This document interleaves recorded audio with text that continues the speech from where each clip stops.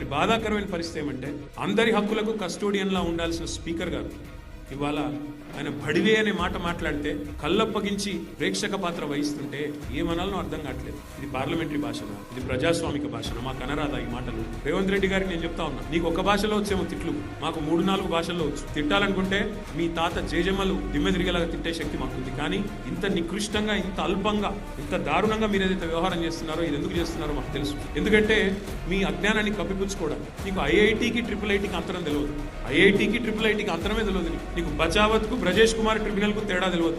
నీకు అసలు కృష్ణా బేసిన్ ఏందో గోదావరి బేసిన్ ఏందో తెలియదు. నీకు అసలు తెలంగాణకి ఏం కావాలో తెలియదు. నీకు తెలిసిందల్లా ఒక్కటే, దోచుకోవడం దాచుకోవడం తప్ప నీకు తెలిసింది ఏమీ లేదు. ఒక అజ్ఞానివి, ఒక ఉష్ట్రపక్షివి. నువ్వు ఏమనుకుంటున్నావు? నిన్న చెప్తున్నాడు ఆయన, తెలంగాణ కోసం అంటే ఈ మహానుభావుడు ప్రాణాలు ఇస్తాడు. నువ్వు తీసిన ప్రాణాలు చాలు, 100 మంది పైచిలకు ఆటో డ్రైవర్లను పొట్టబెట్టుకున్నాడు, 100 మంది పైచిలకు గురుకులాల్లో పిల్లలను పొట్టలు పెట్టుకున్నాడు, 48 మంది నేతన్నలను ఉసురు పోసుకున్నావు. ఇప్పటికే నువ్వు తీసిన ప్రాణాలు చాలు. నువ్వు ఆనాడు తెలంగాణ వాదుల మీదకి, తెలంగాణ బిడ్డల మీదకి తుపాకీ తీసుకొని పోయి తెలంగాణ ఉద్యమాన్ని అవమానించింది ఎవరు మర్చిపోలేదు. ఇవాళ ఏదో పేమెంట్ కోటాలో అదృష్టం బాగుండి అడ్డిమారి గుడ్డి దెబ్బలో ముఖ్యమంత్రి అయినావు రేవంత్ రెడ్డి. నీ వాగుడు, నీ అల్పబుద్ధి ప్రపంచం మొత్తం చూస్తా ఉంది.